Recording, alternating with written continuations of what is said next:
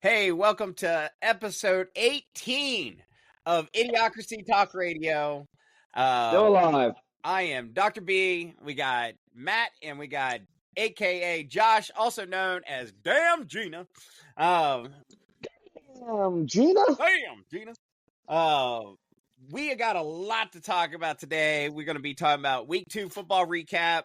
We're going to talk about how, unfortunately, which we all knew it was coming, Joe Burrow pretty much out for the entire season thanks to, I'm blaming the offensive line because it's the offensive line's fault.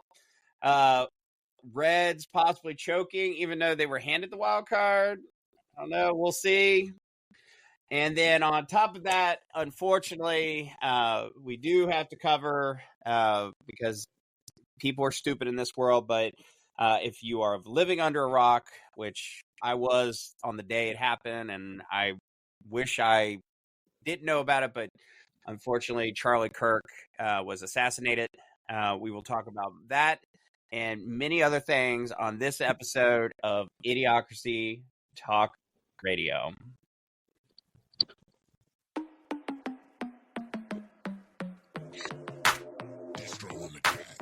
It's idiocracy, but you gon' see the value and respect though when you talk with me. So come on, baby, walk with me. It ain't a topic that the crew can't touch. Share our views and our vibe. What we hide, it ain't much.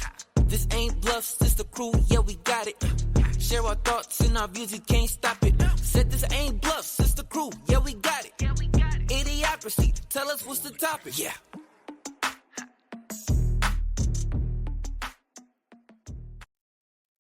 All right, welcome back again. I'm Dr. B. We've got Matt and we've got Josh, a.k.a.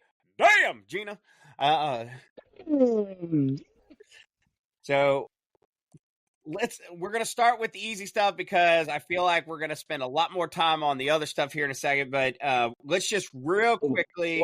What's the easy stuff, Joe? What's the hard stuff? Unfortunately, let's be honest, right? The easy stuff has to do with week 2 football recaps. And what are you talking about? That's the hard part, dude. Now we're all in fucking tears because of what fucking happened. I feel like that one's going to be an easier conversation than the political bullshit that we're about to get into. That's going to open a can of worms. So, we just all got fired. I ain't getting fired. I quit. Anyway, so starting off week 2 NFL, we had a lot of shit go down. Specifically, a lot of quarterbacks go down. Joe, let's let Josh explain that. A lot of quarterbacks went down. Go ahead, Josh. I mean, we had J.J. McCarthy go down with an ankle injury. So he's out high ankle, which is anywhere from 2 to 4 weeks, if not longer. You got Justin Fields dealing with concussion. So he is out this week. Then we've got Washington, Jaden Daniels. I think they said a knee injury. So he's out. Well, he's not out. No, he's not out yet. Jaden Daniels, I'll back you up on that. He had an MRI done. He was cleared a little bit, but he's practicing. He's not practicing this week until Friday. Okay. So, that's a thing. Brock, we all know Brock Purdy went down. He's out for 2-3 months. And then the biggest one, as you can see, Who Dey Nation. We lost our fearless leader to the turf, aka Turf Toe.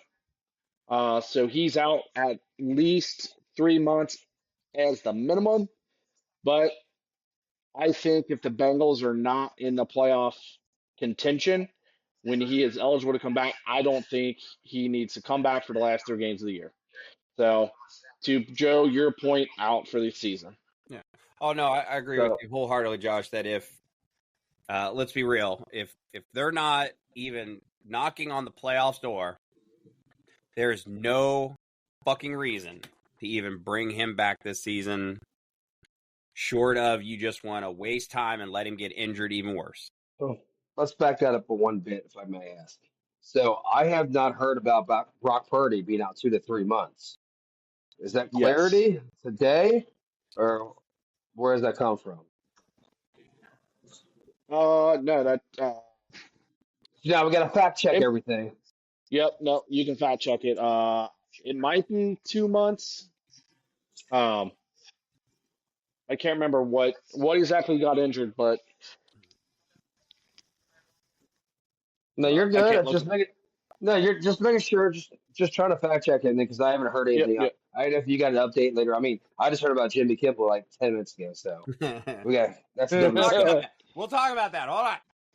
That's fine. But go back to Joe Burrow. I mean, 3 months. So think about this, So, guys. So we start off. Sorry, Joe. I'll let you go because you were leading on to something. Go ahead. I apologize. Oh, no, you're okay. I will say, just kind of give you an update. So according to the Associated Press, and this is as of today at 5:30 p.m. is the last time it was updated. It says that Coach Shanahan has said Purdy would be limited at practice because of the toe and left shoulder injury. Could be healthy enough to suit up for Sunday against Arizona. ooh, that's different than the original diagnosis then. Yeah. So that's good for them. You must have got your news from the Democrat side. So sorry about that, Josh. But it does say that he will be listed as week to week.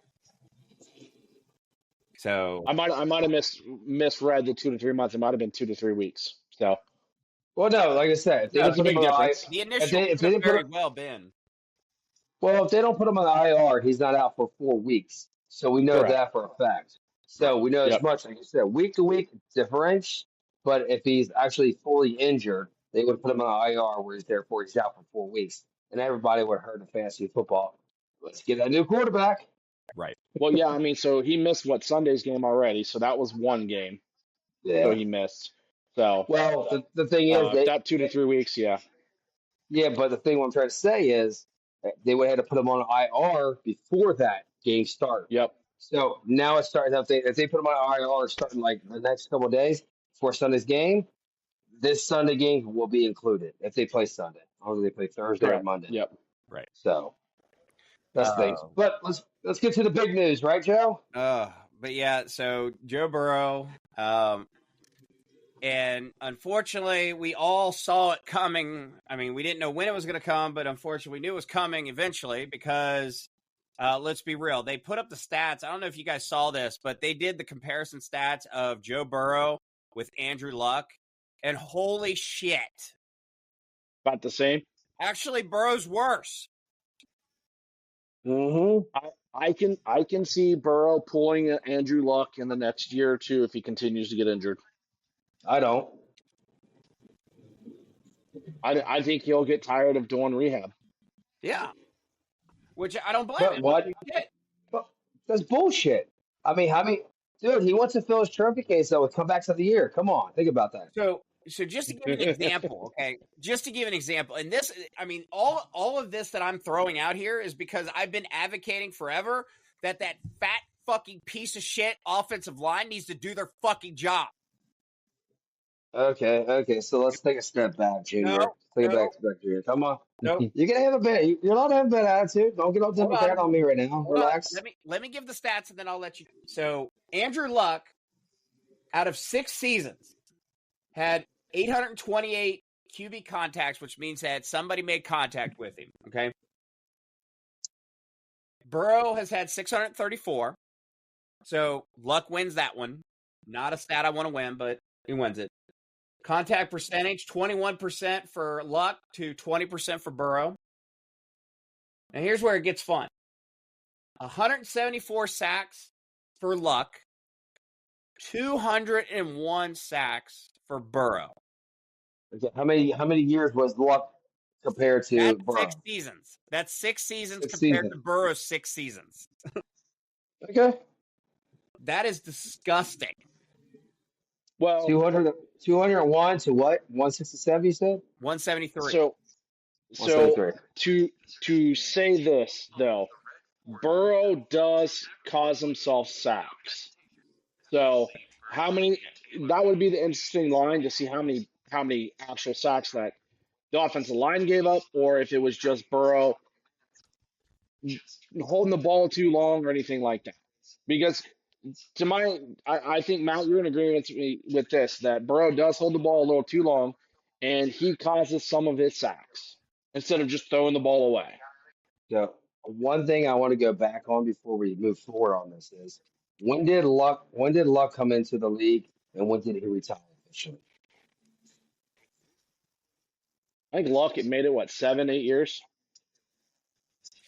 Yeah, Let's see. I want Joe to look this up real quick. Because if we're going to go into this, we need to go into the situations. Because we all know the NFL has changed over the years. Yeah. So Andrew Luck was drafted in 2012, and he was in the NFL from 2012 to 2018. So he announced his retirement in August of 2019. So when basically Burrow was a rookie. First year was 2019, correct, for Burrow? He played 6 years. He played 6 years. That's it. 6 years. Yeah. And Burrow's been with us since what? 6 years. 6 6 years. years. Okay. Yeah. So you can compare and contrast all day long. I get it, what you're saying. So let's look at some situations. You're coming off a Peyton Manning team who had Super Bowl contention through the whole situation. Then eventually they had to get rid of money because their players were retiring. So they didn't know how to invest their money well. Then you had the, is it Jim Irsay? He got caught for like being overdosed on drugs or something like that, or having a fucking situation. So his whole Indianapolis situation was going on above and beyond outside the outskirts of the team a little bit. And think about it. His injuries were way worse than Joe Burrow's getting. Laceration of the kidneys. I mean, who gets their kidney a fucking laceration while they're playing fucking football? Yeah, And I mean, a couple of them. Go ahead, Joe. Or Joe, I'm sorry. Besides the laceration, also torn cartilage in the ribs. So them were probably the two most serious injuries that he suffered. I mean, we can compare and contrast apples to oranges all day long. That's fine. But we're talking about two different schemes, two different teams, and situations that have happened in and out of this fucking system. Or you can say system. We'll just say the culture of the team. Well, let's be open to like a bigger aspect. Okay? So since our Super Bowl run of 2021, we've had a shitty offensive line. We've known this. And we got this, okay? We've had 2 AFC championships. We have a fucking Super Bowl appearance, okay? So, and still we have played with a shitty line. Yet, last year, he had an MVP season with a shitty offensive line, correct? Mm-hmm. Correct? Yes or no? Both of you, correct? Yeah. He had a triple threat receiver with his team, right? Mm-hmm. Yes or no? Yeah. Okay. Yep. So, what did we blame last year on? Defense, correct? Yeah. Joe, you can shake your head all fucking day long. Fuck us. No. I agree. The defense is the primary problem last year, but I have said for years that it's the offensive line. And to your point, you're making the point. Like, this is a great quarterback. He's got the freaking weapons to be successful. Think about all the shit he's done with the shitty offensive line. Imagine if we actually paid 5 fucking fat boys to stand in front of him and actually block for him. And to your point, Josh, before you go into he holds on the ball too long, okay? So Joe Burrow holds the ball for an average of 2.58 seconds, which is 1/100th of a second within the range of Rodgers, Carr, and Goff, which are also named to be 3 of the quickest ball throwers in the NFL. Also to be the longest time that Burrow has ever held the ball was 5 seconds, and that was when in 2024, November, he was being chased, and he got Jamar Chase for a 17-yard touchdown because he was running around the field, okay, being chased around, okay? So you can't say that he holds on to the ball too long. He's literally throwing the ball just as quickly as 3 of the best passers in the NFL. Josh, let him go. Let him go straight. Let him rant. Go ahead. Keep on your point, Joe. Go ahead. We got you, buddy. I'm just saying, like, so if he's throwing the ball as quickly as 3 of the fastest throwers, releasers in the NFL, then that tells me that he's getting sacked too early. He's getting hit too quickly, which is, again, the offensive line, okay? You can go into talking about, if he was in shotgun versus under center. Shotgun versus under center only does one thing, and that opens up your playbook. It doesn't change how the offensive line blocks to prevent the defense from coming in. You are creating a pocket. Defender goes on the outside, you let him go to the outside and you stay with him, okay? If you're on the inside, you stay with him. Don't matter how far back the quarterback is. It don't fucking matter. He can be 50 yards backwards. Guess what? You create the pocket. Our offensive line doesn't fucking do that because they are terrible. End of rant. Hold on, Josh. Hold on.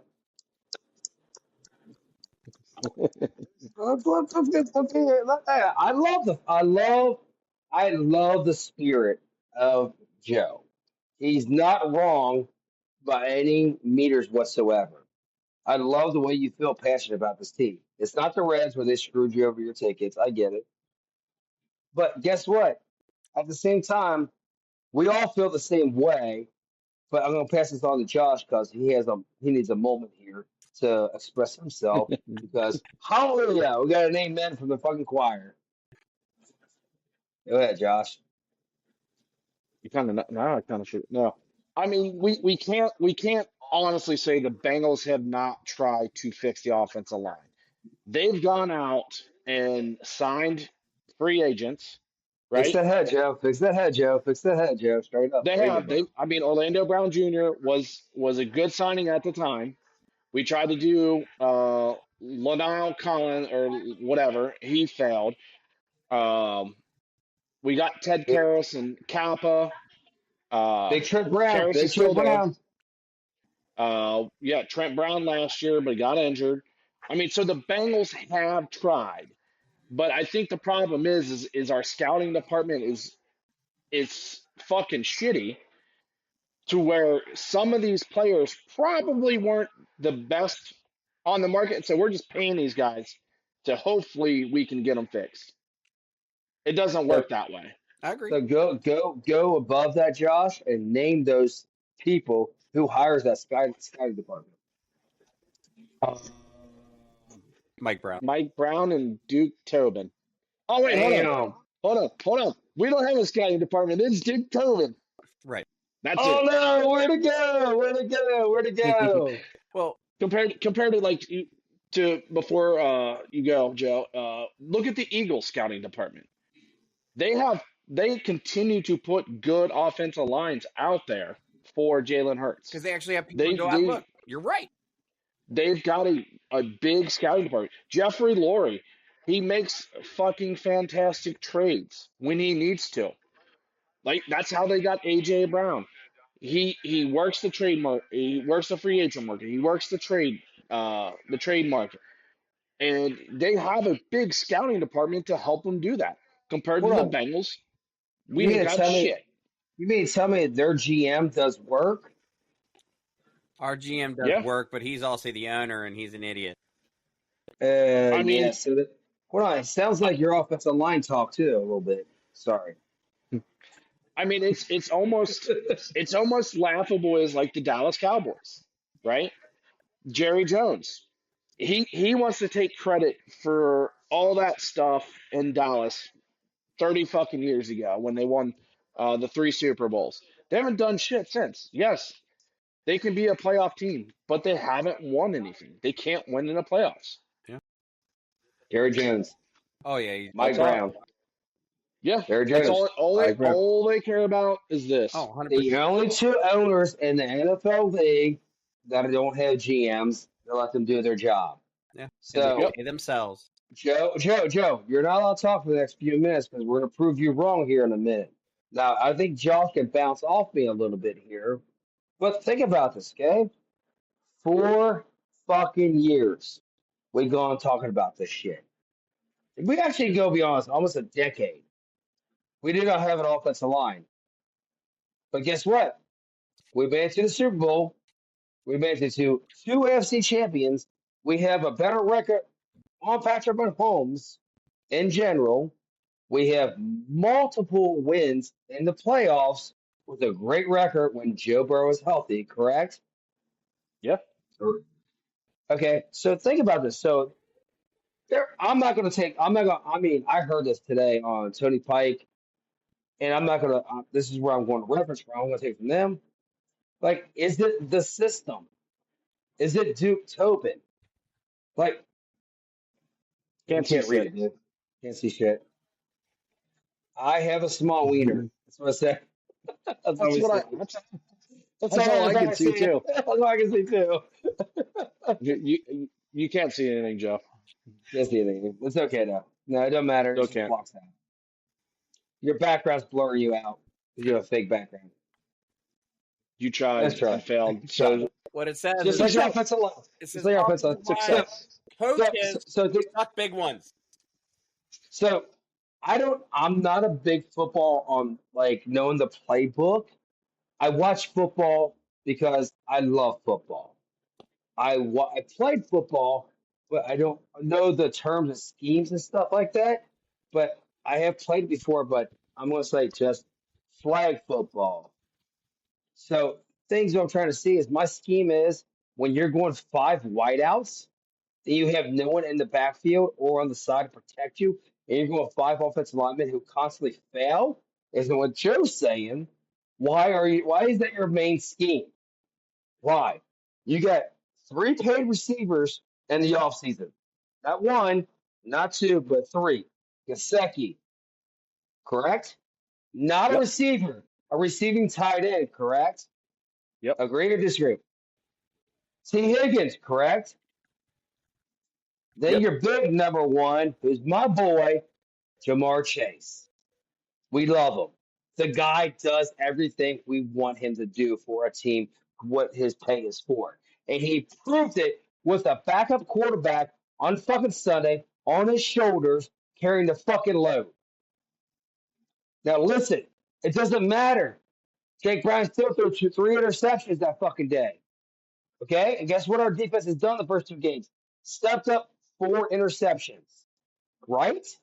They let off where they let off last season, the last 5 games of the year, and they continue it. I'm sorry. I'm a big Joe Burrow fan. He's in my fantasy teams, 2 out of my 4 of them. And guess what? Can't play anymore. But guess who my number 1 backup is? Jake Browning. And I got him both in those fantasies. Jake Browning won that game for us with what he did. He took the team on his shoulders and won. With a shitty offensive line. Don't get me wrong. Joe is good at what he does. He had an MVP season last year, but guess what? Our defense blew it. So it doesn't matter how you nitpick the shit. You're going to find something down the middle to nitpick about why are they not doing so good. You wasted an MVP season. Fuck off. It's over with. Stop talking about it, okay? Move on. But guess what? We move on. Now he's injured for the year because we don't have an offensive line. But guess what stepped up? Our defense the first 2 games, and guess what? 2-0. Guess what happens in the game of football? Injuries. Yep. Next man up. Period. Now, whether he's a fucking glass man or not, Joe Burrow, I hope he's not. I mean, he's going to be 30 soon. But guess what? Let's keep playing. He has 2 comeback football season like trophies. Like I said, he don't want to be known for that. How's that our fault? It's not our fault. He signed a huge contract to make big money. 2 receivers he wanted. My bad. Let's throw a 3rd one in there, who's a tight end, to make big money. But guess what? I haven't seen Gesicki at all fucking in the first 2 games for shit. I seen Noah Fant doing his thing. Congratulations. I love the signing of Noah Fant. But guess what? when you get 3 consecutive sacks from fucking Garrett, what's his name? Garrett, what from the Miles Browns? Garrett. Miles Miles Garrett. Garrett. Yeah, I've been drinking a little bit. Sorry, let me keep on top of this. How do you not take a check down? Yep. How do you not And check down your shit? why don't you make quick routes over the middle like other teams do? I don't see the Bengals doing that very often. They got the quick hitters out wide behind those two receivers, but nothing quick over the middle ever. You And got you got to go ahead, Josh. Finish. Go ahead. to your point, Matt, is it the scheme that we have with Zach Taylor? That's the way he runs his offense. But I will tell you this. Zach Taylor said this the other day. Sorry to cut you off. He said we made 2 NFC championships and a Super Bowl in this scheme with Joe Burrow with this offensive line. He said that and legitimately said it over the radio or whatever you want to call it in a conference. It doesn't matter. He talked about this and said this. And Joe, this ain't bashing your situation. I agree with you. Offensive line is shitty. But guess what? When you're paying people on the outside to do your thing for you, change your scheme up for the situation for the quarterback. You don't need to dump everybody out to the outside when you got 2 studs on the outside and a stud fucking tight end that you're paying money for, and you empty the backfield out so blocking. And still, your fucking starter's Drew Sample at your tight end. And what's Drew Sample known for? Just fucking blocking. What's he not doing? Not fucking blocking. Rant done. Let's smoke a cigarette. So let's get back to your point with being 2-0. So I think if the Bengals can win at least 5 games before the 13th week, right? That puts us about 7-5 with 3 games to go. If we win out, or it's like 7 whatever, it's something stupid. So we'll be Burrow what? can come back against Miami, Arizona, and Cleveland. 2 of those teams are going to be pretty shitty. They're not going to really play to win the game because Okay, they're going to do seeding for the top pick in the draft, right? Then you got Arizona. Let's ask a question about that. So we're 2-0 right now. So if we win 7 out of the next, hold on, we have 5 out of the next 12, correct? We'll be 7-5. Am I correct on my math? Mm-hmm. So that means we got 3 games. So we're 7-5. That's 12 games. Don't we play 17 games? 16. Yeah, 17. I thought they went up 1. It might be 7-6. It might be 7-6. 18 weeks. There's 18 weeks. So we got 11 games. 11 games from now. So if we win, it's 5-6. We have to go 5-6. Do you That see what I'm puts us saying? at 7-6. So we would end the season at 10-6. So hold on. So let's go back to this. So we're 2-0 right now. We already played 2 games. We got 15 games left, right? So if we play the next 12 games and we go 7, if we win 5 out of 12, right? We'll be 7-5, correct? Yep. But if we're 7-5, that's only what's 7 plus 5? We're 7-6. We'd be 7-6. And you're right. We play 17 No. games. There's 18 weeks, 1 bye week, so 17 games. So what I'm saying, Maybe I'm miscounting. No.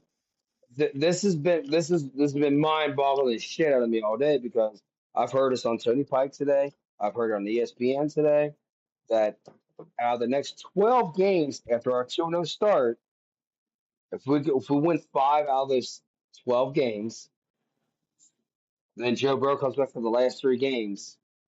It's only 15 we would be games. 10-7. It'd be 10-7 if we. No. So we would be 5-7. We would have to go 5-7 the next 12 games.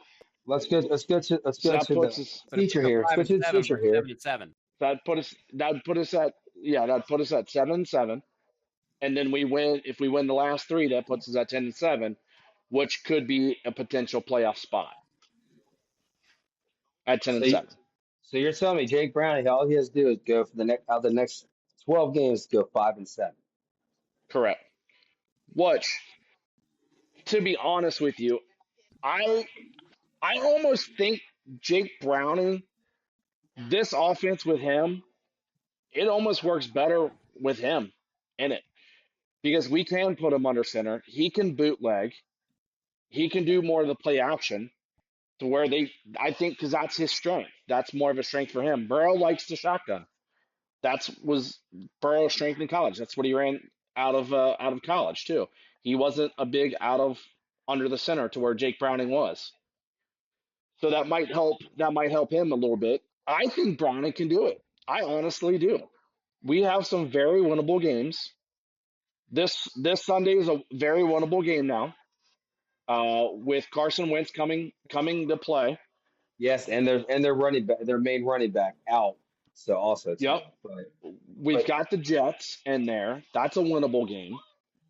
So, Josh, if I may interrupt a little bit here for a second. You're the college guy. I'm not the college guy. I don't know if Joe's the college guy. When he was at LSU, he only started for 1 year, correct? No, 2. It was 2? 2 years, yes. But did he break multiple records over those 2 years, or he just had one good year? One good year. So what really made Joe Burrow was that game against South Florida. It was one of the bowl games. South Florida was a good team at the time. He took a fucking shot. Like this dude absolutely crushed Burrow. I think it was after an interception. Absolutely crushed him. Next thing we know, Burrow gets up and is just on fire the rest of the game and never slowed down. So we're talking about somebody that's like 22, 23 years old, took a big shot, got back up, pumped up his fucking shit, and just went on. Correct? Yeah. I think it was 20 or 21 is when it happened. Yeah. So he's almost Yeah. 30. He's almost 30 now. He's took an ass whooping over the last 6 years with us. 2 FC championships again and a Super Bowl. Showing.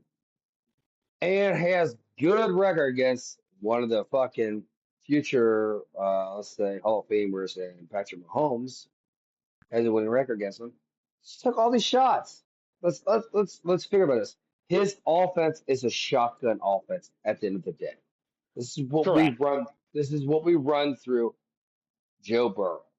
And when he lines up in a shotgun offense, I'm sorry. Whether you have a good offensive line or okay offensive line, or your receivers need to do their thing. I'm sorry. I'm tired of hearing this shit. I'm tired of. We got a new offensive line coach. We got a new defensive coordinator. So I'm tired. Unless we fucking dig into it, go Duke Tobin, your offensive scheme sucks ass. Fucking Zach Taylor, you don't know your fucking shit from A to Z. Because guess what? You had an MVP season last year at the film, and you went 9-7. The year before that, 9-7. And you had a sack leader back-to-back years to fucking be on your team. It's that slow start. Jesus Christ, dude. I'm tired of the fucking drama mama bullshit. Man the fuck up, become an NFL fucking team, and fucking understand shit. You sign your fucking teammates late contracts, so guess what? They get paid expensive contracts. But guess what? And you're fucking stupid. You're not even giving the fucking ball to them. Chase had a fucking almost a record-breaking fucking day if you would cut off 14 passes on fucking Sunday. Sorry, Joe. I know you look lonely over here. I'm sorry, buddy. Hi. But it's just like, all right, that's the hard subject. Let's move on. That was the easy. But I will point out that, and I'm not again. I am excited for. I hope Jake Browning does really well. At least we know that he has motivation. Okay. Because I'd be motivated too. You better show his wife in that fucking skippy. There he is. Yeah. Knew it before it came up. Knew it came up. Look, corny motherfucker. I already knew it. God. I felt your presence. I felt your presence in me. Last year, this year. Can we get a So hallelujah? so to get back to that, so here's the winnable games I think that we have. I think the Vikings won, Steelers won, Jets, Bears, Patriots. That's 5 winnable games that I feel like we have. We Out play of the your next, Steelers again. hold on. That's out of your next 7 games, though, correct? Mm-mm. That's Next throughout 8, the next 13 next through week 13. 13. So we got the Vikings, Broncos. So the way I see it, I think we beat the Vikings. Probably gonna lose against the Broncos, Lions, Packers. I think we come back, beat the Steelers on Thursday night. I think we beat the Jets. I think we beat the Bears. That's the 3 in a row. We play the Steelers again. We probably lose. I think either way, I think we win one of the Steelers games. We beat the Patriots. We're going to probably lose the Ravens, Bills, and Ravens. And then that comes back to the Dolphins, Cardinals, and Browns. Yep, So that's right. I It think would we be supposed have to be fast. I think we have a legit shot to win 5 of those games. And, and Hopefully we win more. well, Browning's one of the top fucking backups. You think about it. When Callahan left us 2 years ago, he was advocating to try to trade for Browning to Yep. come to be his starting quarterback in Tennessee. Yep. So, but we signed him to a 2-year contract, I think, for 14 million or 7 million, somewhere around that range. I'm not too familiar about it, but I'm guesstimating. But there's a reason why he's with us. He's been in our system for 4 years. 2 years ago, he was 4-3, above 500. Guess what? We didn't make the playoffs, but hey, guess what? We're gonna run this guy's coattails to the fucking end. I believe in Yep. Jake. Did I say his name right? Jake Browning? Yes, I did. Jake the Snake. So I mean, he beat when he played Jacksonville, Indy. We beat Minnesota, Pittsburgh. We got crushed. We had a pretty good game against Kansas City, 25-17, and then we beat Cleveland. So, but we lost. We lost to Cleveland. That was the first game he came in. Um, Baltimore and then Pittsburgh twice. And Joe, And one of the just Yeah. go back to a little bit of a reference what you were saying about the offensive line. This offensive line is sucky in the run and blocking game, but they're okay in the game passing game. They're not great at it, but they're average. So we have never established what we're good at, and we got one of the best running backs I think up and coming in the NFL. But how we use them when we're not doing our wrong scheme every time. So does Preacher need to call our fucking offensive plays instead of Taylor? What's going on? Well, and Matt, to your point, like that's the thing though. All of these things are connected. If your offensive line doesn't have a good rushing block push, so then you cannot establish the running game. If you can't establish the running game, the defense doesn't respect your running game, so therefore they're going to set up for a pass, which then they set up for a pass, which means that the wide receivers take longer to get open, which means that the quarterback has to hold the ball even longer, even though he's getting rid of the ball quicker than a lot of the quarterbacks. He's still being rushed because they know we're going to pass. Reverse, if we have a line that blocks both for the run and for the pass, it opens our playbook up. And then our MVP quarterback that we have, when he comes back healthy, will destroy people. That's just it. We have the weapons. If the offensive line, it literally falls on the offensive line. They are the unsung heroes or villains of the football field. They are.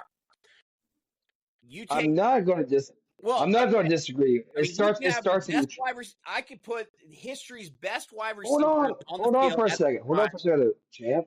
Yeah, It starts in the trenches. We all know it starts in the trenches. It absolutely does. But like Josh said, we've been trying for years. We're not spending money. We're spending money. We're spending draft picks. Are we not drafting well? Mims. And that's the thing. Fairchild. When Orlando Brown was a good sign a couple years ago. Ted Karras has been with us. He's consistency. Right guard. Right guard. We got a right guard who just came off a Super Bowl victory with Tom Brady. Kappa. We replaced him with two random guys, but the guy we replaced him with now is just like he's the one he gave a sack up that hurt Burrow. But we were like praising, like, yes, start him. Then he's like, oh, I gave the sack up that hurt Burrow because Burrow held onto the ball too long. He does. You can blame it as much as you want to. I have a 100% scale. The fucking offensive line is like 10% at the most. Paul, I'm sorry. You can't. You can't keep playing the same goddamn situation if you're not fucking doing the right processes every fucking year. Well, but to your 4 fucking years we go on this shit. right, and that's your point, though. We have drafted amazing offensive linemen, or supposed to be offensive line. We've gotten offensive line free agents that were really good at other teams. Well, I said it last year, and I said it the year before that. The problem is the coaching. The offensive line coaching is terrible, which then We got a new causes offensive the coordinator line this to be year. terrible. We got a whole new offensive line coach too. is that 2 of them? It still If comes that- from the genius that's making the decisions. Who's that? Brown, Ain't He's Brown below not him. hiring it? you're telling me Brown doesn't make the decisions? Not No, hiring Duke it. Tobin. That's Duke Tobin. It's Duke Tobin. Zach and Zach Taylor. Taylor. Zach Taylor's making the fine for the offensive line coach. He's got the say for that. Well, anyway, Same thing. It- Same thing. We brought in the guy that constructed Dallas's offensive line and made that thing, which I thought, yes, it was great because I thought we were getting better, but come to find out, he's not very good. Frank Pollock sucked. Paul Alexander. Didn't we get rid of Freddie Pollard for a year, and then he came back? Yep. It's still the same situation. I mean, fuck. Come on, man. I mean, how much do we blame? How much do we blame the fucking coaches? But the guy who's behind the scenes is Duke Tobin. The system is not fucking working. It's working every other fucking year. That's it. Sorry to cut you off, God. It's you drafting complete offensive linemen that have been atrocious. Billy Price, Cedric Ogbuehi, Jake Fisher. Keep going on and on with your offensive line that you drafted. You've tried. Michael Jordan. Remember our Michael Jordan? Wasn't that good? But guess what? He's down in Tampa Bay starting as left guard right now. It's just our coaching staff or lack of a scouting department. We haven't scouted good offensive line picks. We just haven't. They've been fucking terrible. We've wasted 2 first-round picks now on 2 offensive line that couldn't stay 5 years with us. And we ended up getting rid of it after 2 or 3 years. That's the blame right there. To your point, Paul Alexander should have never got released from the Bengals. That dude constructed a very, very good offensive line for Carson Palmer and Andy Dalton. And then our fucking GM / thing let these guys go in free agency. We didn't sign them. And that's us. Kevin Zeiler. I mean, Kevin Zeiler could be with us right now to this day. Still. Yep. And we probably, you look at why we lost in the Super Bowl. Left tackle spot, went by. We got sacked. We could have had Andrew Whitworth that year. Who? But we didn't want to. We could have had Say it Whitworth. again. Who? Andrew Whitworth. If this motherfucker gets into the Hall of Fame and retires as the fucking goddamn LA fucking Ram, I'm going to be pissed. I think he does. We gave this motherfucker everything he wanted. I'm not mad at him at all. Good for him. He did him. But our organization did not do him right. They did him wrong. Yep. Again, Brown and Tobin is where our fucking problem is. It's not the offensive fucking line at the end of the day. So to your point, what you just said, the organization, and they did Andrew Whitworth wrong. They did make it right finally when Boomer Esiason called him out for being cheap and like, hey, we are going to reserve this room for you, a block of room, so you can go and pay for it. You can pay for your flight to come celebrate, and we probably just putting you in tickets down in, I don't even know where your seats are going to be. Good for the Bengals organization to freaking take the fucking head chopped off for making your organization look like shit. Come back and say, we're gonna put you in a hotel room. We're gonna pay for it. We're gonna give you two first class flights. Now we're gonna put you in a suite. That should have been Joe, did you the hear whole about that? time. Is your first time hearing about this? Yeah. Yeah, I can tell by your Yeah, organization cheap as fuck. It's not just So, that. It's just they reneged on their situation, but they made it better in the long run for yep, them. exactly. They got called out. There's nothing Oh, wrong with that. It's just like you gotta be fucking kidding me. Why are you fucking doing this to our goddamn team? The people guys that make you millions and millions of dollars to be a billionaire, but yet you want to shit on us. Like you gotta be fucking kidding me, yep. honey. Funny, All funny, right, enough funny. enough of the Bengal talk. All right. Yep. Getting me all fired up and riled up. So, so that was the easy stuff. Besides the Reds sucking let's skip all that bullshit. Let's go to our jaws point about 2 inches hard. So Oh. I mean, you did feel it. I'm just saying, you did grab it a few times. You got hard when I touched it, so. So, unfortunately, on September 10th at Utah University, Charlie Kirk Oh damn! You was changed the subject. yeah, I did. Charlie Kirk was assassinated. Now, a couple things that I'm gonna, and I want to go through, and then you guys, please, I will give you the floor to say whatever you I want. am not going to interrupt at all. This is your dais. So, first of all, the initial reports were, oh, this sniper is a skilled sniper, blah, blah, blah. 200 yards with a high-power rifle and a scope is not something that an expert Skilled sniper. an expert sniper, that's an easy shot for pretty much anyone that's ever shot a gun, for the record. Okay? Keeping in mind that when he did shoot, he unfortunately got lucky because he shot Charlie Kirk in the chest. It ricocheted off of Charlie Kirk's bulletproof vest and ricocheted into his neck, which then, of course, caused Charlie Kirk to lose his life. The scumbag then decided to run away. The first individual that was arrested, it was later came out that he actually did on purpose yelled comments about shooting Charlie Kirk to get the police to try to come after him to assist the assassin with getting away. Okay. Then on top of it, reports came out that this fucktard assassin was supposedly registered as a Republican, that he wore a Trump costume for Halloween, and that he was a very conservative, because his mom and dad are Republicans. He grew up in a Republican house, blah, blah, blah, blah, blah. So anyway, let's do some fact checking here, okay? So first and foremost, I want to show you why the liberal media are a bunch of fucking tards when it comes to Trump costumes, okay? That's the fucking costume we're talking about.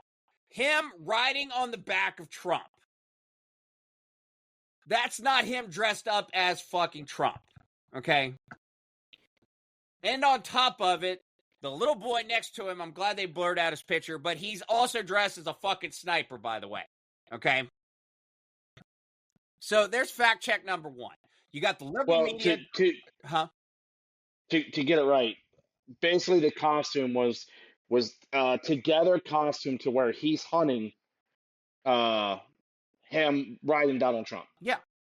But they reported it as he was dressed up as Donald Trump, like it's liberal media bullshit. Well, there was another photo of him standing in his room wearing a Trump shirt, which come to find out later was photoshopped Mm-hmm. of him standing in his room wearing that Trump shirt and not the original shirt that the photo was of him. That's a shocker. So, but another example of liberal media, before they get the facts, they're throwing out shit. Now, fact. Is mom and dad registered as Republicans? Yes. Fact. Is the assassin registered as a Republican? No. He is registered as a independent. Has not voted in the past 2 elections, and has actually been seen wearing rhetoric for Antifa and everything else during protests, okay? Not something a conservative does. Fact. They reported that the dad was a retired sheriff. That is not true. He is not a retired sheriff. However, thank God that the man is a good, God-fearing man, because he turned his son in for doing something. What is he then? What is he? Huh? What is his dad? A good man, as far as I know. Was he retired? Was he retired police officer at least? No. So he was not a retired sheriff at all. no. I don't know about this part. I thought he was a retired sheriff. Well, that was the original speculation when it first was everything. That was liberal media coming out with, oh, look. Well, no, to be fair, I think that was on the conservative side too. I think they were saying it as well. So it wasn't just liberal on that. So I think there was a lot of facts that were slowly coming out, because it was also reported from the right that he had different markings on the cases for transgender, and that wasn't the case either. Which is so right. Let's make sure we're fair and give criticism on the left and the right for the facts. And across the board, you're right. And across the board, whether it was the left or the right media, the problem is that our media now is about who can get out the story first, not who can be right. And that's the problem. Correct. So we have a lot of misinformation that was sent out. Okay. Long story short, this guy confessed to his dad, and so dad ended up turning him in. With the help of a minister that they went to. Right. And to a minister. Both of them turned honestly, him in. I'd like for us to look up. I mean, I can look up my phone, but what was his dad's job? Because that does mean a lot going into the situation, kind of, because it doesn't matter if his dad's a Republican or a Democrat. Well, she said he's registered as a Republican. But if he was in law enforcement, because this kid, well, no, he might have a background of shooting. Well, he did have his grandpa's gun. He did grow up shooting. He did. He grew up around guns. Like I said, mom and dad are Republicans. They go hunting. Dad goes hunting and stuff like that. That has nothing to do with the career. So he did go shooting with his dad. Okay. Like I said, I haven't seen that. The only thing I have seen personally was his dad was a sheriff. That's all I've seen, a retired sheriff. That's all I've seen or heard. So I'm not going to sit here and go left or right on this situation until we prove something, see something. Matt Robinson, which is the father of Tyler Robinson, runs a family-owned construction company. Okay. So he's a construction worker. Yeah. Not law enforcement. So there's a huge difference. It really does. There is a huge difference. And, and then, one, I got to point out, and, Josh, I know you say be fair, but I will also point out, I'm trying to be fair about this, but at the same time, I would love to see how many, because I'm sure there's always outliers, but how many Republicans or conservatives celebrated when a Democrat is injured or shot or killed versus when a conservative is killed, shot, injured, and the liberals celebrate. Well, I mean, I think that's kind of what we're seeing right now is you start looking at the political violence that's happened over the last, I would say, since kind of George Floyd. I think George Floyd was kind of the big uprising of political violence in our nation. Oh, I agree that, but I would say it started even further back with Trayvon Martin. Not the whole political violence, but the separation. Yeah, I mean, the divide in our country started. And I'll be honest with you, I put a lot of it on Barack Obama. He was a good president, a good speaker, but at the same time, the man literally came out and said, if I had a son, he would look like Trayvon Martin. Motherfucker, your kids go to a private school. Your son would not look like Trayvon Martin. No. I mean, he had two daughters that grew up in private school and right, everything. And shit like that caused a divide. And then fast forward, then you get the bullshit with George Floyd, which, like you said, lit a fucking powder keg that was waiting to happen. Yeah, and to be fair, when I watched the video of that whole incident, I was just like everybody else, pissed off. Wait, which incident? I was George Floyd. The knee on back of the neck. Pissed. Oh, I was pissed off. Oh well, shit. Like I'll tell you right now, I wasn't. Because guess what? That's you. Well, here's why.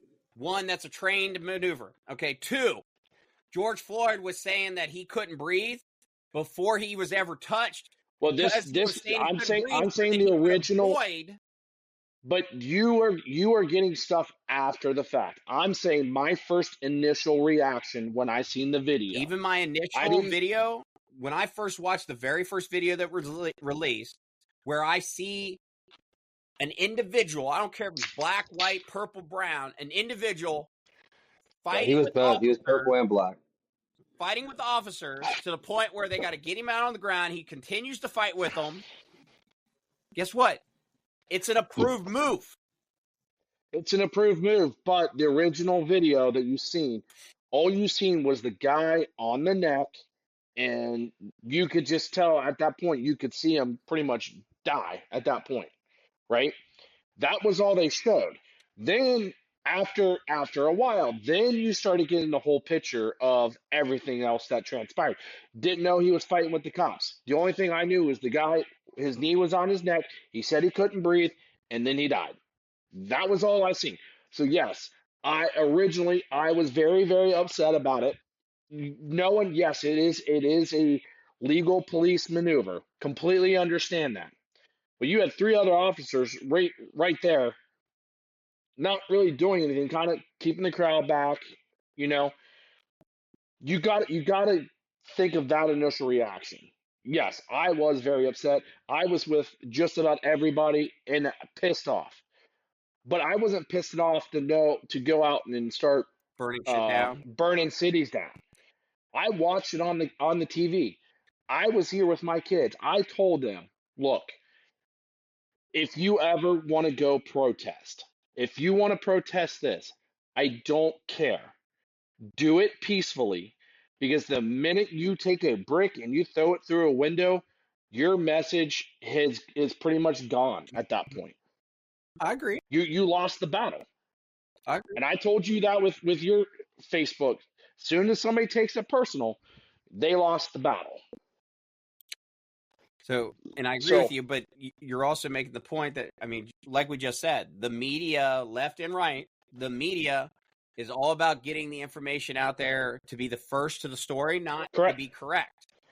And that's caused a lot of problems. But to your point, that I didn't see a single person celebrate that he died. They were all upset. They have every right to be upset.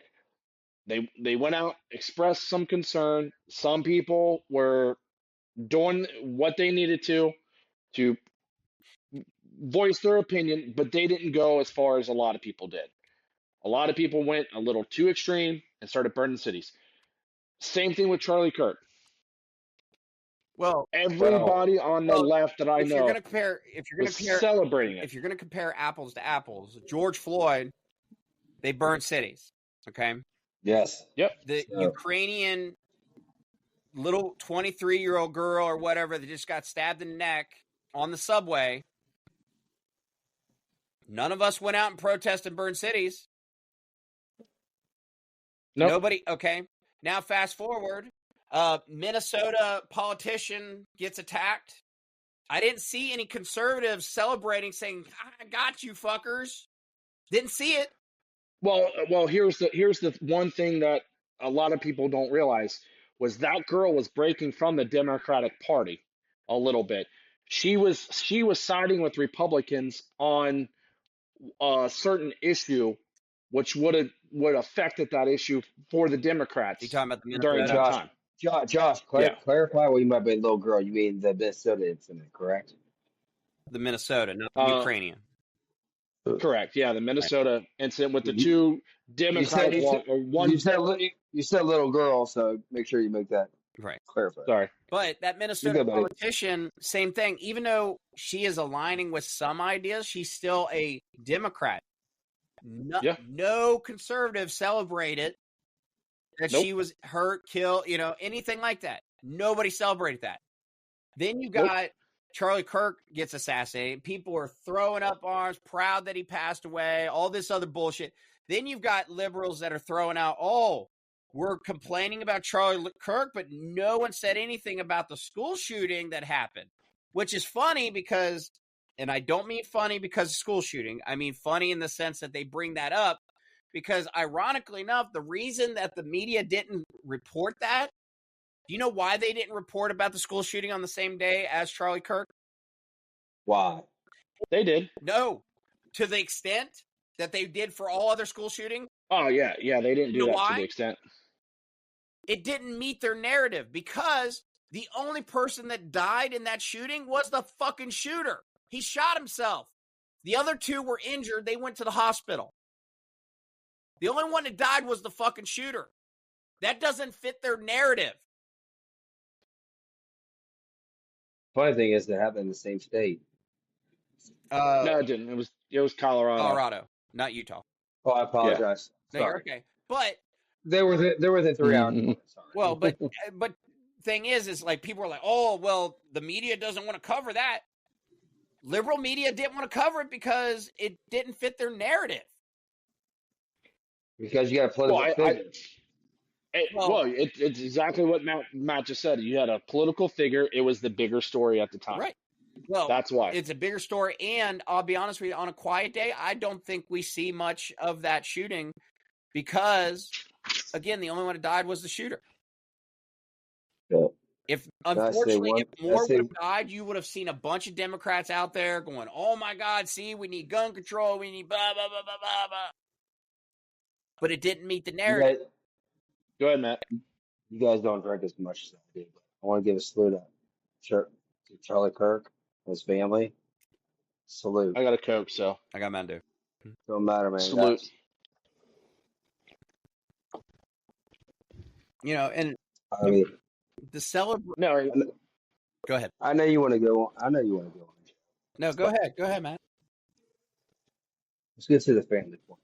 I mean, let's hit home. This is a family man of 2 young kids, young wife, young man who died, 31 years old. In front of all 3 of them. Good? In front of all 3 of them. Gotcha. No, I heard him. I'm just making sure he's good. All right, go ahead. So it's just let's humanize this. Let's not take race. Let's not take gender. Let's not take political beliefs in this. Let's just go what this country was based off of. I mean, you could take it what the country was based off, like slavery back in the day, this or that. Let's just cut to the point. This is a father of 2 young kids with a wife, young, male young. All he wanted to do was speak his words of wisdom across college campuses. College campuses let him do his thing. freedom of speech, which is in our Constitution. Okay. Now, all he wanted to do is, hey, he put up a sign, prove me wrong. All he did. If you discuss and you could prove him wrong, he would debate back with you. And if you went outside those boundaries, he said, hey, you want to debate or you want to discuss? All he wanted to do. He wanted to put his beliefs out there. He wasn't being racial about situations. He wasn't being homophobic about situations. He was speaking what he grew up on the Bible. Now, whether you believed it or not believed it, it doesn't matter today. You don't have to agree to disagree with somebody to fucking hate them. Maybe you didn't like his ideology. It's okay. Guess what America's about? Freedom of speech. Welcome to America. That's the reason you're welcome to America. Come in. We welcome you in to be wholesome. But the way this world's coming right now, in our country in general, not the world about around us, our country in general, it's not coming as one. We're fighting each other, which should not be happening. Democrat, Republican. There's no middle ground. This is horrible in a country that does not have a median. I hate it because I'm hearing so much on the right side right now, and the way the left side celebrates some shit, it pulls me to situations I don't want to be in. And it puts me in a situation where I feel like I have to be stronger on this side. But guess what? I'm raising my daughter to be who she wants to be. I don't want to teach her right from wrong. I want her to learn right from wrong. But as this country grows, we're not understanding the left side and the right side. We just want to fight, fight, fight instead of becoming to a median, which I don't understand to this day. We're a country of America with common decency, but we don't show it. To go back to All your right. media talk, yes, the media is going to hit the high aspect of what's going on. Charlie's shooting was all the way skyrocket to 100% over a school shooting that was minimal. Because you know Yep. why? Because his, I guess, online percentage people was what, in the hundreds of thousands, or maybe a It couple of was. It million. was. Yeah, it was a couple million. And the school shootings, it happens every so often, and it just disgusts me that, for one, period, a third assassination on somebody has happened. Two on our president, one on not a politician, but just one who was conservative about his beliefs. Yep. Could he be a president guy in the long run? We don't know. We'll never find out anymore. But the fact that children were not involved in this situation is disgusting to me. Whether you want to put it in the media 100%, oh yeah, put it on the media 100%. It doesn't matter at the end of the day. Someone died for their beliefs, and that's what this is about. It's not about the children that day, and I want to make it clearly, I care 1,000% about the kids that day in that school shooting, and I know you two also do. So we're not Oh, putting absolutely. I children. mean, we all have kids in school, and it's a scary thing to do. Is I got to take my kids to a school. Is there going to be a shooting? Do I have to worry about that? I mean, I get scared almost all the time. Anytime I hear anything, I get scared if my kids call me. If they call me out, I got a pit in my stomach. Like, what are they calling me for? Hopefully, it's not bad. It Exactly. sucks. So we shouldn't leave this thing, no, that's the way we live this day and age. But at the same time, is if we know the proper steps as parents we take day to day in and out with our kids, we know how they will succeed in the long run. But the way this country's coming and dividing, it's ridiculous. To celebrate a guy's dying, get shot and killed, I'm sorry. I don't. You lost all humanity at that point. I mean, you lost my respect and everybody's respect. And there's a reason why I'm wearing this once again. It's not because of Trump. It's because he believed in Trump. I'm Yep. sorry. Doesn't matter. You didn't try to take Trump out once. You tried to take him out twice. And you took one of his constituents, I guess I'm pronouncing it right, in the One of long his good run, friends. one of the long runs that made his political beliefs become better. So as America, how are we doing this? So I'm seeing this as like, okay, so we're doing memorials, we're doing big old things on Vigils. TikToks, vigils, yeah, you can say that, it's cool. And people are stomping, people have comments. Guess what? The woke moment's over, guys. I'm sorry. Stop with your ideology and your woke movement. You had, you had it. America's tired of them. Honestly, they really are sick of it. Well, I think to your point is when I first seen it, I had that pit in my stomach. I was sick. Like, oh my God, I've never seen an assassination. I just witnessed an assassination. AKA, this is our JFK moment, as we could all see it, or Martin Luther King, right? It's our moment now. I was so sick. I was trying to figure out what was happening. I was paying attention to it. Then I started seeing the videos, comments. It just made it fucking worse. Like, where are these people coming from? Like, why is there so much hate in this world right now? It's absolutely ludicrous. But what they did, to your point, Matt, was the cancel culture, the woke movement.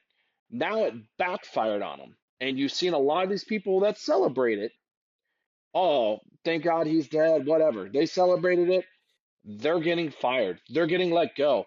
We had a business here locally, Lucius Q Barbecue. Boom, The name it, owner baby. said Name something. it. Fucking The name it. owner, Aaron Sharp, said some insensitive comments about One it. of the four owners, And, by the way. well, but Cincinnati came out. They started saying stuff, 1 star. Within a day, that dude was removed from an ownership, uh, Name it. let Name go. it. Name it, baby. Name it. Name it. Lucius Q Barbecue.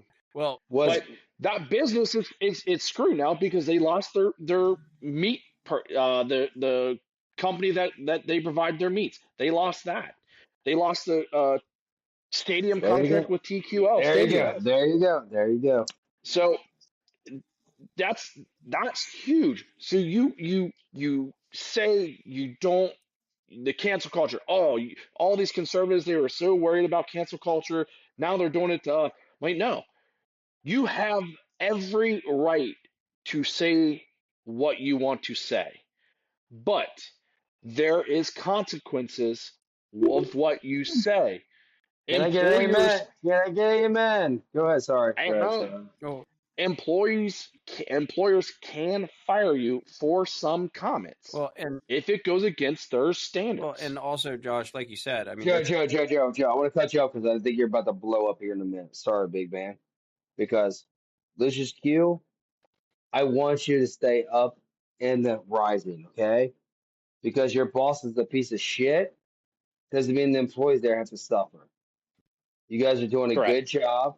You guys been doing a good job for you. The head chef, do your thing.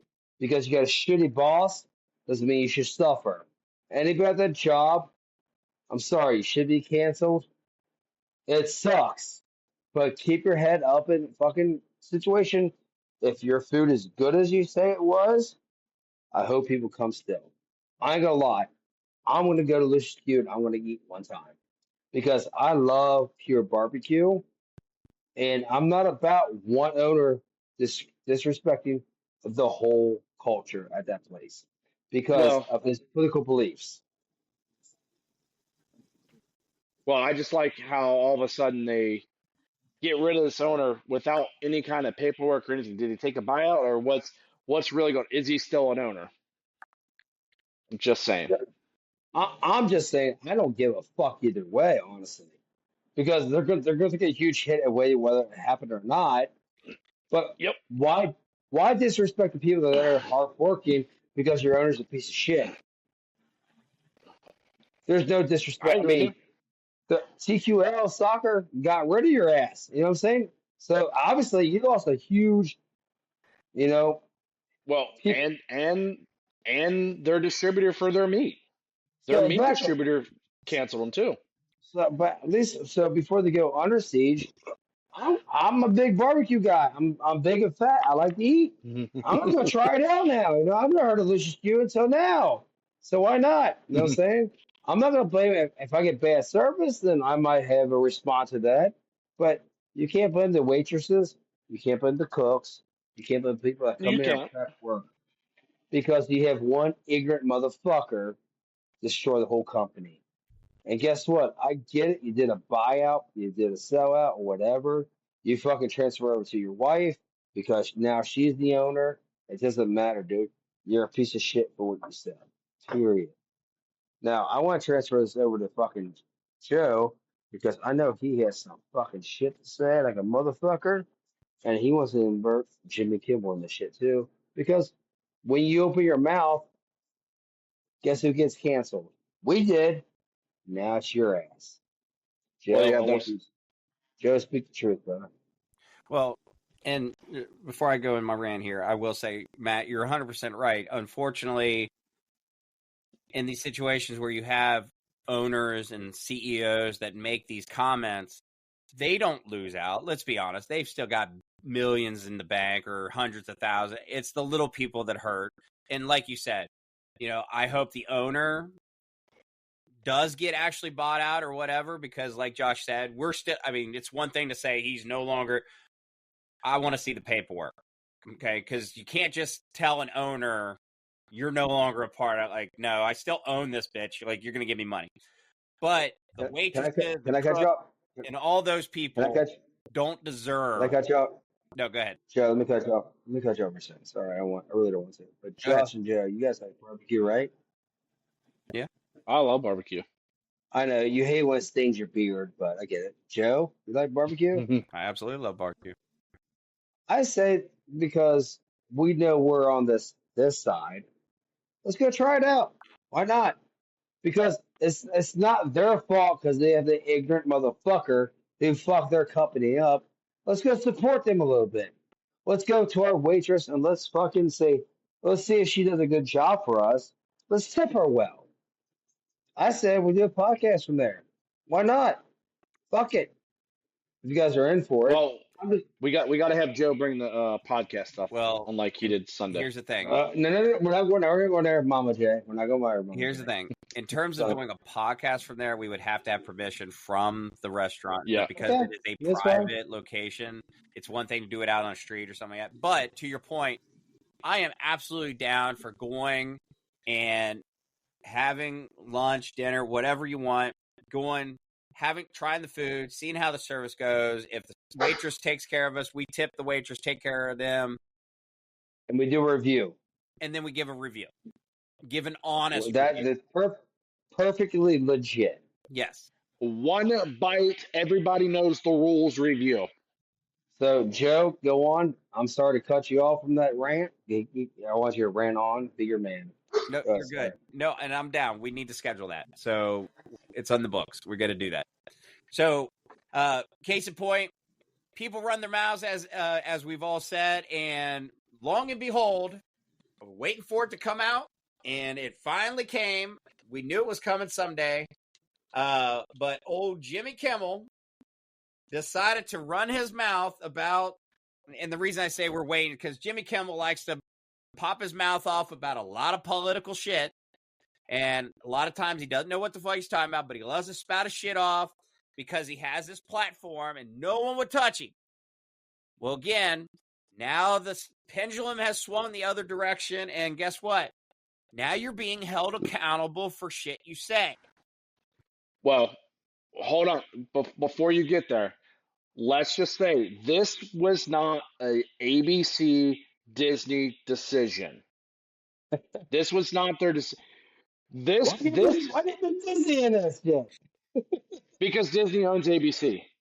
I know. I'm just Still, but before you go on and say this is coming from Nexstar, which owns like negotiates with like 200 something different cable companies in the country.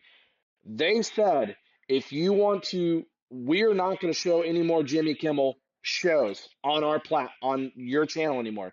We will black it out, or we will put something else in that slot, which then forced ABC and Disney to come out and say, we're Joe. Now you can continue. No, and you're right. canceling. They Sorry, absolutely Joe. moved very quickly after Nexstar let them know that. And so because of that, because of Kimmel's comments about Charlie Kirk's death being a very offensive and insensitive, they have said that there is no immediate comment from Kimmel. However, they have immediately stopped his show, and indefinitely he will not have any shows on their network. So Stop. he has literally screwed himself in that sense. Well, let's go back to his fucking situation too. The Man Show. Which he wore blackface. I actually Just like saying. Man Show. I mean, I thought he was actually funny then, and then all of a sudden he, like, I don't know if someone put a seed up his ass and the tree sprouted or what, but a stick came out of that fucking ass. Nope. Well, here's the weird thing about that whole thing with the Man Show. Yeah, he did wear blackface. He what mimics Carl Malone in that. But you got Jimmy Kimmel and you got Adam Carolla, completely different polar opposites on the political spectrum. Boom. So Like, maybe yeah, that's the reason why the Man Show stopped, because they just couldn't see eye to eye. Or Well, no, they saw Jimmy Kimmel eventually like as the better person in the situation. Let's be honest. And Adam Carolla stand his ground and not being Hollyweird. When you become Hollyweird and you become the far left, that's what he stayed as. I mean, that's what he's been for the last 12 years. Let's be honest. I mean, he took over in the situation. He's funny as fuck. He was good back in the day. When he was with Comedy Central, fucking loved him. But ever since since he went Hollyweird, and Adam Carolla stayed himself, two different personalities, man. Jimmy Kimmel changed his life. That's what he did. Honestly, maybe behind the scenes he was like that. But on the Man Show, not at fucking all. Let's drink. Let's disrespect. Let's put a fucking 10-year-old out there who's selling Girl Scout cookies and say, hey, babe, you want to drink my beer or not? Remember, you promoted that a little bit. You advertised that a little bit. That was you being you back in the day.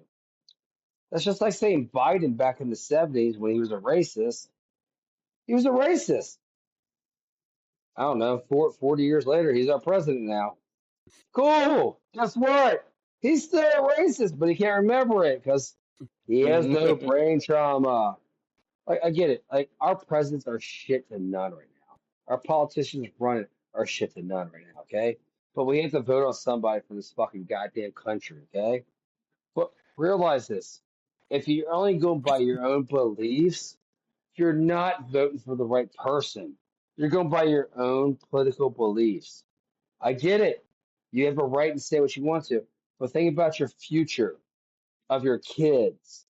Now, if you can't have kids, but you adopt kids, think about your future still with those kids. I'm just so tired of this ideology shit, and other shit being like woke on us. We don't have to go back to we don't have to go back to the history. Go ahead, Josh. Go ahead. no, like Charlie Kirk. One of Charlie Kirk's main arguments was there's two sexes. It's a man and a woman. Why are you forcing me to call you something to where I can physically see that if you're transitioning to a woman, I'm still going to call you a man because that's what I can see. I don't know what you want to be called right then and there, Why should I have to change what I can see? That's pretty much what fascism is. You're forcing your ideology onto me and saying I'm the bad guy, which I'm not. I'm just, from what I see two sexes. I see a man and a woman. That's what Charlie Kirk fought and argued over. Right? Not really fought, but that was his whole discussion. So Joe, come on, go with your rant. I know you want to talk. Go. I don't think he does. He's been quiet. That's because we keep interrupting him. You're stupid. I just find it as a threat. My pronouns are try me. We're trying you right now. I mean, we had the whole Joe Burrow thing. Now it's your turn, buddy. Well, you've been silent, kind of. You've been kind of quiet, but the unfortunate thing is that, I mean, and you know, I'm not going to name names because unlike other people, not you guys, but you know, people that we know tend to be disrespectful. So, you know, I know both of you were witness to it, but I mean, perfect example is on Facebook. I posted frustration about Charlie Kirk's assassination, and an individual that is very, very far left decided instead of... Was he close to you? We graduated from high school together. Okay. So no. But out of nowhere, decides because he doesn't like my comments or my political views that he's going to verbally attack me directly. Personally. Yes. And then has the audacity to talk about my mental health and everything else because, you know, again, nothing but, you know, so what I'm getting at is I'm frankly tired of the bullshit. Like, we need to go back to the fundamentals of, one, people need to understand, I don't give a shit if you call yourself a fucking cat. I don't care if you call yourself a dog. I don't care if you fuck a cat. Okay? Here's the thing. Okay? There are only two sexes. Okay? Two genders. Male and female. XX and XY chromosomes. That's it. Okay? People can throw out, well, what about intersex? Okay? Again, there are always going to be underliners. Okay? There's always going to be an exception to the rule. But guess what? Just because we have human beings that are born without an arm, we don't call them a different species. We call them a pterodactyl. No, that's what they do on Friday night. Good job. At least it's not a... Go, Joe. Keep going, bro. Joe, don't share your reference. Go ahead. Don't let Josh interrupt you. Go ahead. You go. Anyway. Keep going on, princess. So, it's always, you know, all this bullshit of, you know, I mean, and you look at it, we need to go back to fundamentals. We need to understand actual science, which is that there is a male and a female, XX, XY chromosomes, that kids need a two-parent family, okay? Now, I say two-parent because do I think that a young man should have a male adult role model in their life? Yes. Does it necessarily have to be the parent? No, not necessarily, because there are situations where you have two moms, reverse, you have two dads, and the child is a girl. But with that being said, they still need someone of their gender to teach them right and wrong, the appropriate things, so that they're not being brainwashed with this bullshit that keeps getting thrown into kids' minds. Like, it just absolutely just sickens me. So, Joe, so whether it's two males or two females in the relationship, and they raise a kid through, let's say, foster care, we're okay with that because they're coming out of foster care. They may not know the rights of a female or a male because depending on their situations. But Let them live their life where they're not like forced into like hating somebody. Let them grow and understand the on their own. Teach them right from wrong. Like if you are gay, you are gay. If you're a lesbian, you're a lesbian. It's fine. If you adopt kids, I'm okay with that. I love that. We need more parents out there to foster kids. There's a lot of kids out there that are on fosters that don't have parents to raise them up. But if you're going to do that, keep an open atmosphere for them. If you want to be two moms, you'll be two dads. I'm okay with that. Like, I don't have to preach about that, but at the same time, keep an open mind with the kids. Let them figure this shit out on their own. Okay? Don't beat in their heads. We don't need cross dressers coming to our library reading fucking books to fucking 3-year-olds or kindergartners about fucking shit that's weird. It just went the wrong way. Let the adoption process or emergency adoption or just foster care happen on its own and let it become united. Well, to your point, Matt, that's kind of what I said earlier a little bit too, is I let my kids make their own decisions. I tell them all the time, I'm not religious. I told my kids, if you want to be Catholic, you want to be Christian, you want to be atheist, you want to be Buddhist, um, Muslim, I don't care. Be you. You decide what you want to do. If you want to be gay, you want to be trans, you want to live a different type of lifestyle. I don't have, like, I can teach you the right and wrong, but if that's who you want to be, I want you to be happy with yourself. Well, But and the thing is, And Josh. just don't force anything upon somebody. The thing is, Josh, you're going to teach your right and wrong from what you grew up with being right and wrong, whether it's heterosexual or not heterosexual. But what I'm trying to say is, your ideology is straight male, be with a female. But you're going to love your kids, don't matter what.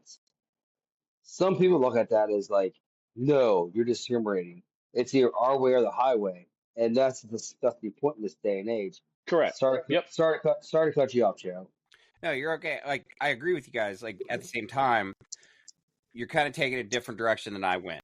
So what I'm saying, like, 100% agree with you that families, like, you always want to guide your children in what you think is the right path, but you also need to let them find their own path.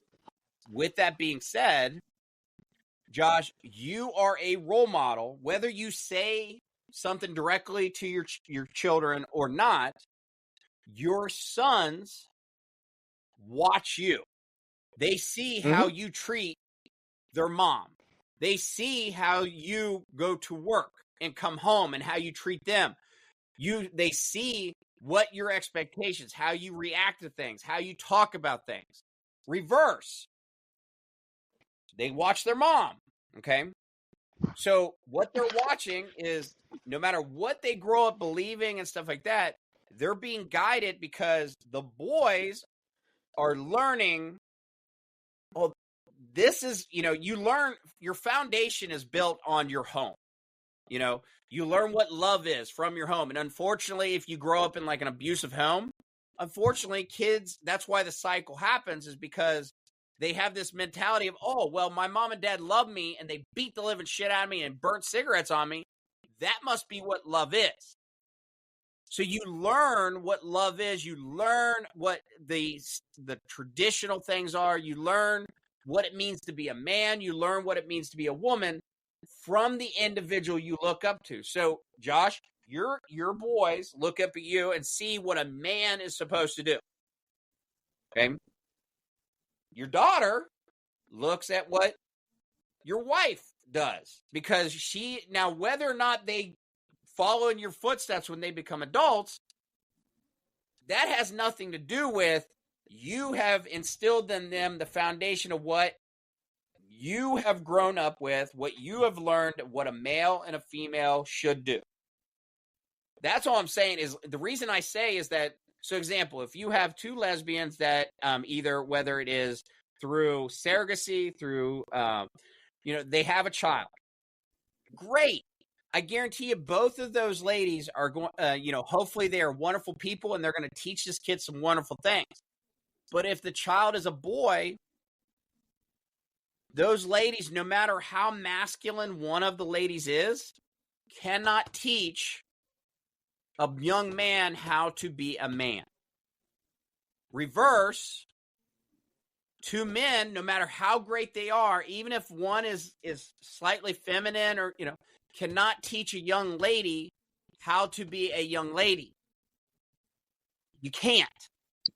You can give little thoughts and suggestions, but you're not actually able to teach them what can learn from actually watching. And that's why I say they need somebody of that gender to be a role model.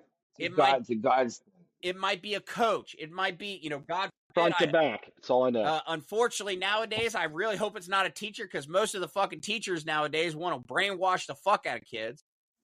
Well, and that goes to why Charlie Kirk was doing what he was doing. Absolutely. Because the college institution was basically changing the minds of young people, purposely, and now people started waking up to how Charlie Kirk was doing it. It wasn't just him. It was Ben Shapiro. It was Michael Knowles. It was Matt Wallace. It was Candace Owens. I always got as funny as, like, the college kids would get very offended when Charlie Kirk would say that he believed that college was a scam. Okay.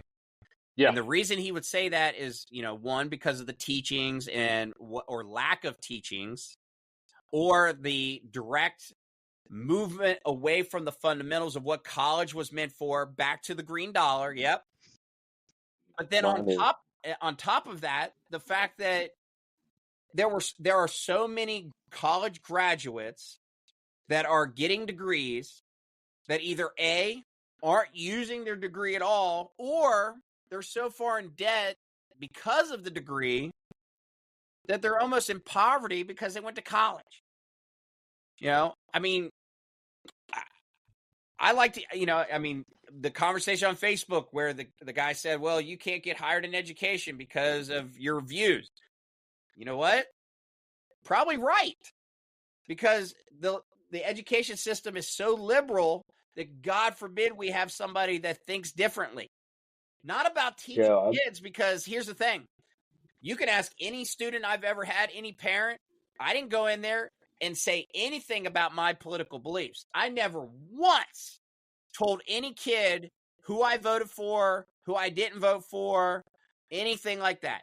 We didn't talk about politics unless it had a direct impact on learning social studies or history. But we didn't talk about, I had kids, example, I taught fourth grade, and this was about 9 years ago, almost 10. Out of my 90 students, 45 of those students were from another country, okay? They were English language learners, ELL, okay? People started talking about, this was around the time that Trump got elected the first time. They're talking about, oh, he's going to come and take you, so kids were like freaking out. So we didn't talk about, I explained, we're not going to talk about what we think, we're going to talk about the Constitution.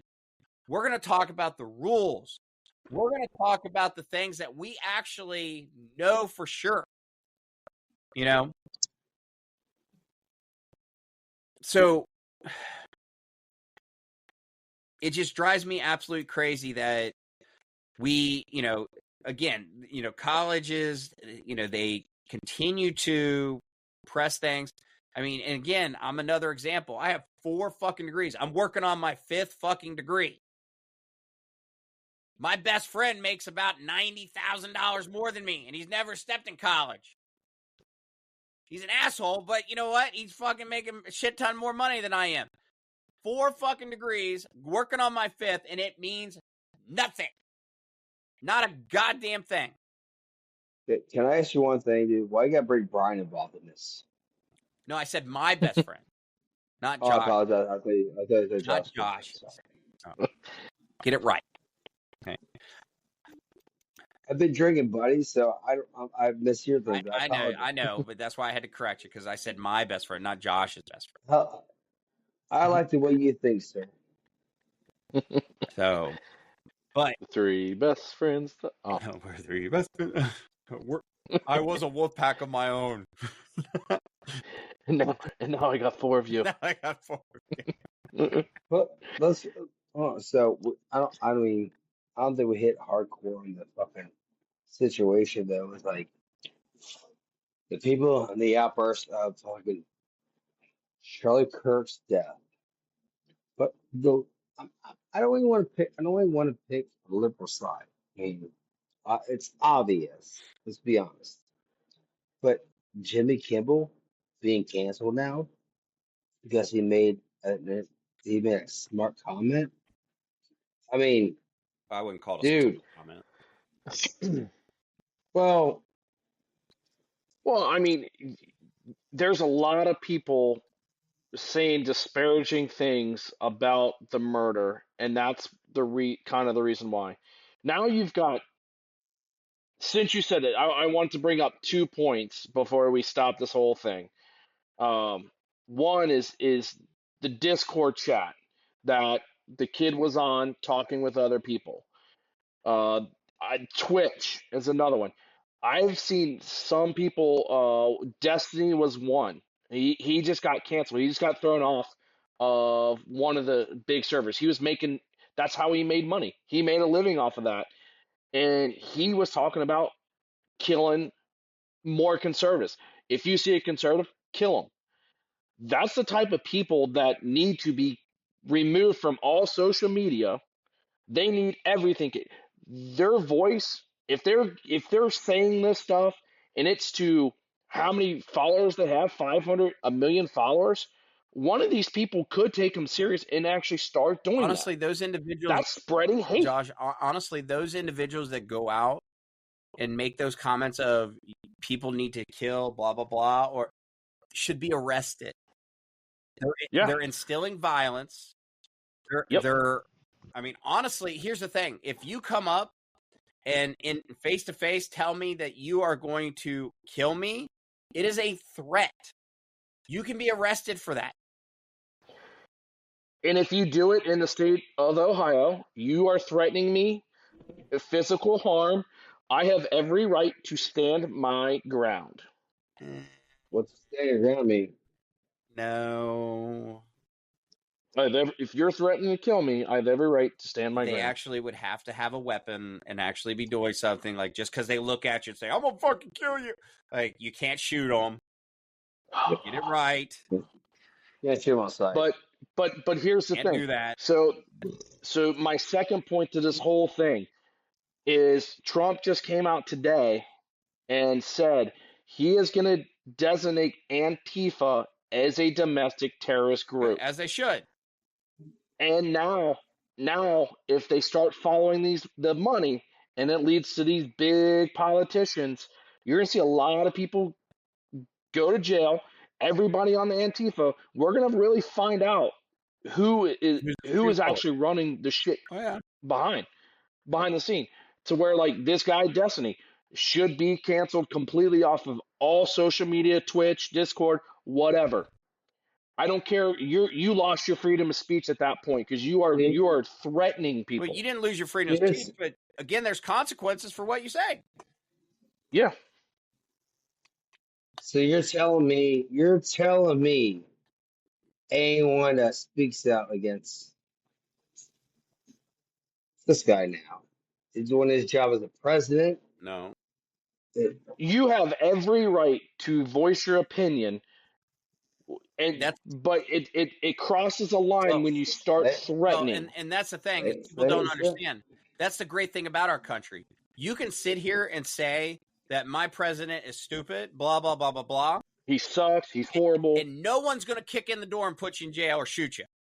However, the minute you start threatening the life, the minute you start saying that you're going to cause harm, the minute you say that you're going to do those things, you now have lost your basically little shield and you can be arrested.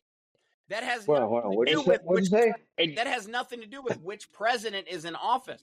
I don't care if the only reason Biden wouldn't do it is because he The probably size of Josh. The size of Josh. Little shield. Little shield. the only reason Biden wouldn't do it is probably because he fucking wouldn't remember that you said it.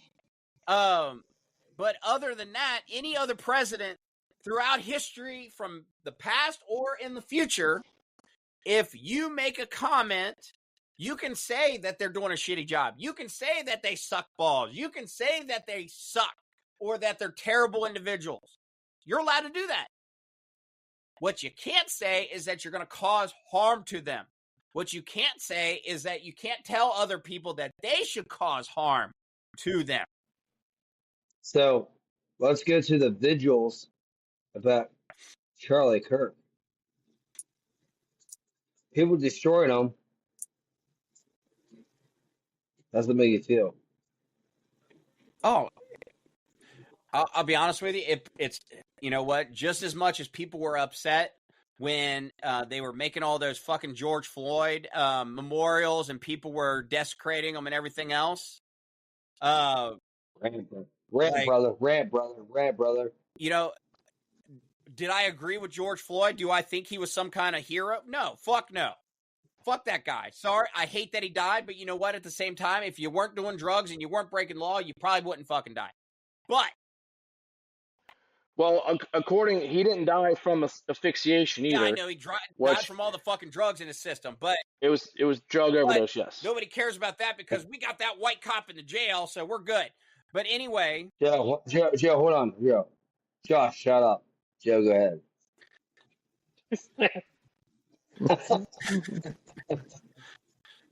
he's gonna tell Brian on Come you. on, Joe. Come on, Joe. Come on, no, keep going. Praise, brother. Yeah, it's just my praise. I'm joining Louis' podcast again. Shut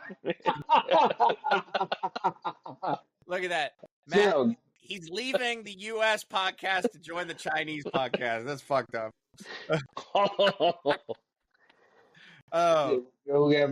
Anyway, but my point being is like, you know, do I think that anyone should be over there smashing George Floyd's memorials and stuff like? No, because those were put down by people that had some kind of connection with him that were trying to show their respects. Allow them to show their respects. Do I have to like the guy? No. Do I have to think he's a great individual? No, I think he was a scumbag. Everything that I read or his rap sheet and all this other shit, I think he was a deplorable human being. But you know what? I'm not going to go over and smash any of his monuments or anything like that, little tributes that they put down on the ground. Even when they painted the fucking sidewalks and everything else, I'm not going to disrespect them. Like, go ahead, do what you got to do. But hey, Joe, show me the same courtesy. Joe, but I think you're agreeing with me. Did he deserve to die? Huh? Did he deserve to die that day? No. 100% no. Good. And I'll be honest with you, like ran on then. Like, sorry. I hate that he died. No matter if I thought he was a scumbag or not, nobody deserves. Let me pause on that. Individual. I love it. Think about it before you talk about it because you don't get canceled. No, I don't give a shit about cancel. I'm talking about like individuals that. Like, here's the thing. Hi, Josh. When I say that there are people that deserve, like, guess what? Child molesters and stuff like that. Those motherfuckers should be strapped to a fucking horse, by their nuts, dragged through the street, and then shot. Period. Okay. Someone doing drugs and whatever the fucking law he was that he was breaking, did he deserve to die? No. And it sucks that situation happened. Okay. It absolutely sucks. You know we can see your credit card, you fucking douchebag. It's on for everybody now, and I'm not blurring it out either. So, but again, did he deserve to die? No. Okay, I didn't agree with the shit he did, but he didn't deserve to die. Just like reverse, whether you agree with Charlie Kirk or not, he did not deserve to die. Okay, even if, and he's not, or he wasn't, Even if he was some racist, fucking horrible asshole, as long as he's not harming other people, we live in a country that you're allowed to, again, have freedom of speech. You just can't incite violence on somebody, okay? That's the reason why, unfortunately, there is racist people in the world. There's racist people in the country. That's because racism is stupidity. And unfortunately, you can't fix stupidity unless you teach you teach people. Stupidity. No, you teach them so that they break away from the cycle of stupidity that is formed from their family bonds. Fair enough. So, so in terms of, I mean, like the KKK, okay? Fucking stupid ass fucking people. Can't stand them because I'm sorry, but you should never hate somebody by their color of their skin, by their religion. You should never, ever hate somebody. Now, if somebody walks up and spits in your face, guess what? You can hate that one individual because they spit in your face, okay? That has nothing to do with the race, the religion, or anything like that, okay? But, unfortunately, I fought for this country. I fought for those sorry-ass scumbags to have the right to say what they want, as long as they're not saying, go hurt somebody, or that we're going to go hurt somebody. You can sit here and say, I don't like this person. Half these people in your podcast don't know about you. You're a veteran. As many times as you guys make fun of me for only having one fucking day compared to the whole month, fuck you guys. No, but I honestly, I'm good with you, man. The way you talk, it's great. What's your opinion? Well, and that's just it is my opinion, And again, we live in a great country that I can give my opinion. And if you don't like it, you have every right to not listen. But what you don't have a right to, just like this son of a bitch that did the assassination on Charlie Kirk, if you don't like what somebody says, you have the right to not listen. You have the right to not plug in and support their platform. You have a right to tell other people, hey, I don't think we should listen to this person. But what you don't have a right to do is cause harm. End of rant. No.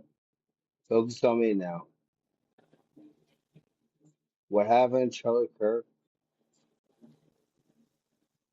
is not right at all. He did not do anything wrong whatsoever. He is maybe a right-wing guy, but he deserved this. But what his beliefs are, we will, as us, move forward and do the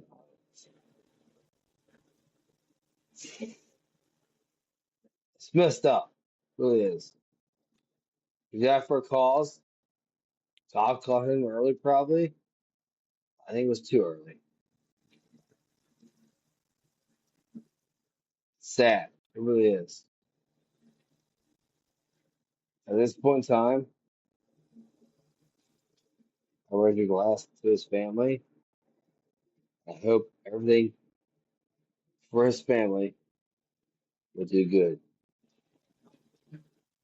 So we're getting ready to close. I'm going to end the show a little different. Instead of ending with our traditional Idiocracy theme, out of respect for Charlie Kirk, I would like to play, I don't know if you guys have heard the new Tom McDonald song. Have you guys got a chance to hear that yet? Okay. No, it's not The Devil That Lives in California. No, this one is called Charlie.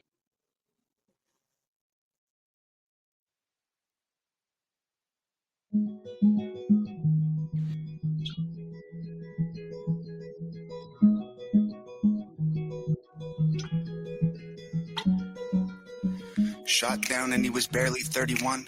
Another woke coward took a life with a gun. He left behind a wife and a daughter and a son. All he did was try to speak for all of us. And I'm so tired of the hatred and the narratives. The patriots ain't dangerous. Woke people are the terrorists. They shot and killed the father, sent a message to Americans. They ain't gonna stop until they bury us. Dear Charlie, I don't know if you can see us now, but if heaven has a window, I sure hope you're looking down. Cause we ain't going quiet, we gon' scream your name loud. And you're gone, but I swear to God that we gon' make you proud. We ain't backing off or giving up, I'll preach what you taught me. They may have killed a soldier, but that man had an army. This is far more deep than some political parties. And you can't kill freedom, so this one is for Charlie. This ain't the America that all our parents love, but good men tried to keep making it great. Pray that God will take care of us, the system is failing us, but good men die for the things that they say. And I can't just be quiet, so I gotta be brave, cause this is America. Lately it's scaring us, but one good man can change it all in a day. Killed in cold blood for having a discussion, and liberals are celebrating murder like it's justice. You didn't kill a villain or the evil that it comes with. You killed a father and a husband. And I'm so tired of the left and all the wokery. We can't get along if you just kill us when we don't agree. Sniper rifle fire from a liberal that no one sees. Scared I might be next to die when I'm just buying groceries. Charlie, we'll make sure your children know that defending all our freedom is why you aren't coming home. I hope heaven has a window you can watch your children grow and hear your message echo from below. And we ain't backing off or giving up, I'll preach what you taught me. They may have killed a soldier, but that man had an army. This is far more deep than some political parties. And you can't kill freedom, so this one is for Charlie. This ain't the America that all our parents love, but good men try to keep making it great. Pray that God will take care of us, the system is failing us, but good men die for the things that they say. And I can't just be quiet, so I gotta be brave, cause this is America. Lately it's scaring us, but one good man can change it all in a day.